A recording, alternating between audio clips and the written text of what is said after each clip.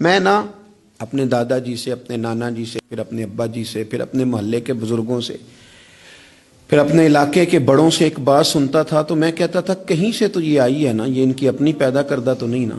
سادے لوگ، انگوٹھا چھاپ لوگ، اپنا نام بھی نہیں لکھ سکتے، پر وہ کہتے تھے اے تھی آ گئی ہے بوئے تے ہن موڑ سکتے۔ سمجھ آ رہی ہے میری بات کی؟ دروازے پہ بیٹی آ گئی ہے، اب کچھ ہو سکتا؟ یعنی کسی پارٹی سے سیاسی جنگ چل رہی ہے، لڑائی پورے عروج پہ ہے، ووٹ نہیں دینے، طے ہو گیا برادری کا فیصلہ، تو وہ الیکشن کے دنوں میں وہ بھی بڑے متحرک ہوتے ہیں، وہ پتہ کر لیتے ہیں بچی کہاں شادی ہوئی ہے، وہاں چلے جاتے ہیں، جا کے فٹافٹ چاچا جی بھی بن جاتے ہیں، بیٹا میں تیرا چاچا ہوں، میں آیا ہوں، ابا کے سامنے میری سفارش کر۔ تو بیٹیاں کئی دفعہ آ جاتی تھیں، تو اب بڑے بوڑھے کیا کہتے تو کہتے تھے بیٹی آ گئی ہے دروازے پہ، وہ کیا کرے؟ میں سوچتا تھا کہ چلو یہ بات انہوں نے پڑھی نہیں، سنی نہیں، انہوں نے سیکھی نہیں، پر یہ کوئی فیض ہے جو سینہ بسینہ آ رہا ہے۔ کہیں تو یہ چیز تھی جو اس طرح آئی ہے کہ یعنی سمجھدار آدمی ہے، وزادار ہے، وہ بیٹی کو کہہ بھی سکتا ہے کہ پتر تو سیانی نہیں، تو سمجھدار نہیں، تو وہاں نہیں جہاں میں ہوں، میں تیرا دادا ہوں، لیکن وہ یہ بات ہی نہیں کرتا، کہتا بیٹی آ گئی ہے۔ تو پھر ایک حدیث پڑھی تو سمجھ آئی کہ نہیں، یہ فیض ہے رسول پاک کا، یہ بات نا مدینے کی گلی سے چلی ہے، جو گلی گلی مسلمانوں کے سینے میں جا بسی ہے۔ نبی پاک صلی اللہ تعالی وسلم کی چچا زاد بہن ہے حضرت ام ہانی، حضرت مولا علی شیر خدا رضی اللہ تعالیٰ عنہ کی سگی بہن، جن کے گھر سے حضور معراج کرنے گئے تھے۔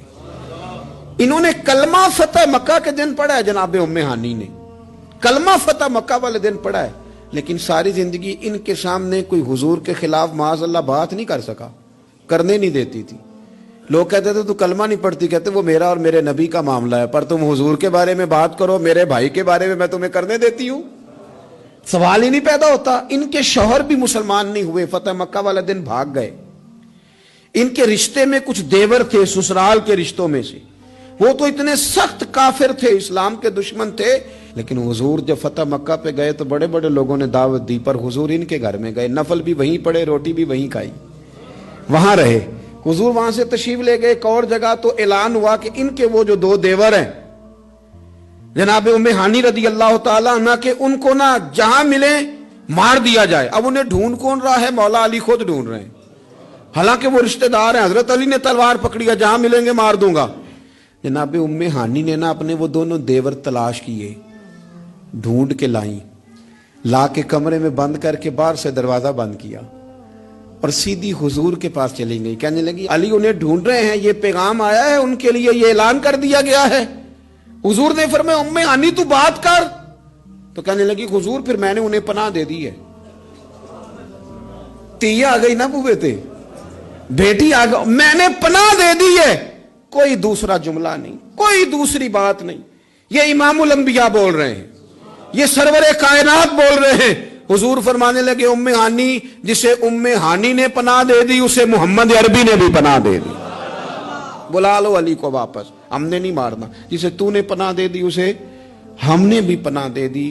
بیٹی جو آ گئی ہے، بہن جو آ گئی ہے دروازے پہ، چل کے جو آ گئی ہے، تو ختم ہو گئی بات۔ مجھے سمجھ آ گئی کہ میرے دیہات کے بزرگوں کے سینوں تک یہ جو بات پہنچی ہے تو یہ کوئی فیض ہے، یہ کوئی کرم ہے، یہ کہیں سے چلی ہے جو یہاں تک آئی۔